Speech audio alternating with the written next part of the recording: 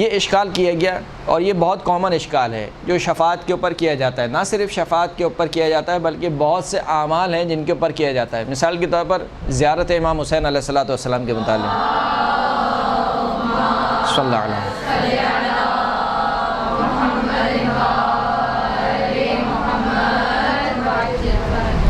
کہ مثال کے طور پر ایک قدم اٹھانے سے پورے گناہ معاف ہو گئے۔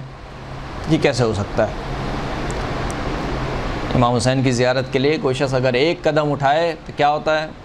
گناہ معاف ہو جاتے ہیں۔ یا مثال کے طور پر امام حسین کے مصائب میں اگر ایک قطرہ آنسو سے نکالے تو سارے کے سارے گناہ معاف ہو گئے۔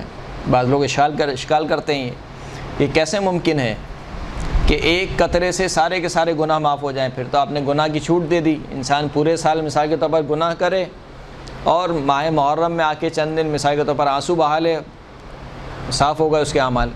آئے یہ روایت یہی کہہ رہی ہیں یا نہیں؟ ان روایت کو غلط سمجھا جا رہا ہے کہ جب معصوم یہ فرما رہے ہیں کہ اگر کوئی شخص ہمارے جد کی مصیبت پر ایک قطرہ بہائے آنسو کا تو اس کے گناہ معاف ہو گئے، اس کا مطلب کیا ہے؟ اس کا مطلب یہ کہ اگر اس نے گناہ انجام دیے ہیں غفلت کی وجہ سے، یا مثال کے طور پر شہوت طاری ہونے کی وجہ سے، یا کسی بھی اور وجہ سے اس نے گناہ سرزد، ہم سب کے سب غیر معصوم ہیں، ہم میں کوئی معصوم ہے یہاں پر؟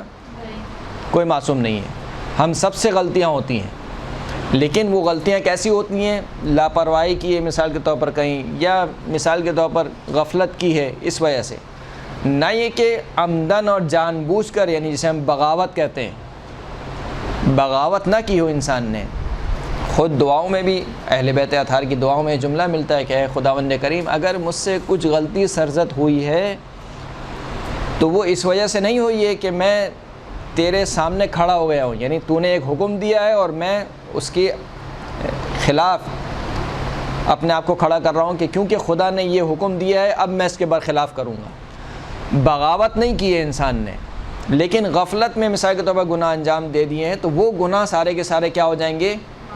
معاف ہو جائیں گے۔ لیکن اگر ایک شخص بغاوت کر رہا ہے، یعنی سر چڑھ کے گناہ کر رہا ہے، جانتے ہوئے گناہ کر رہا ہے، جانتا ہے کہ اہل بیت اطہار کو گانا پسند نہیں ہے پھر بھی گانا سن رہا ہے، جانتا ہے کہ اہل بیت اطہار کو شراب سے شدید نفرت ہے پھر بھی شراب پی رہا ہے، یعنی جانتے بوجھتے ہوئے، اس کو بغاوت کہتے ہیں۔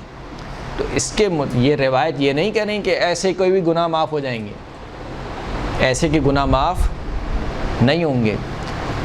تو لہٰذا بہت سے ایسے اشکالات ہیں جو کیے جاتے ہیں خود امام حسین کی زیارت کے متعلق، امام حسین کی مصیبت کے متعلق، کہ کیسے ممکن ہے کہ ایک زیارت مثال کے طور پر 100 حج کے برابر ثواب رکھے، یا ایک عمل مثال کے طور پر رسول اللہ کے ساتھ عمرہ انجام دینے کا ثواب رکھے۔ اور بالخصوص یہ جو اشکالات کیے جاتے ہیں ان کی اصل وجہ یہ ہے کہ اس زیارت کو کم رنگ کیا جائے۔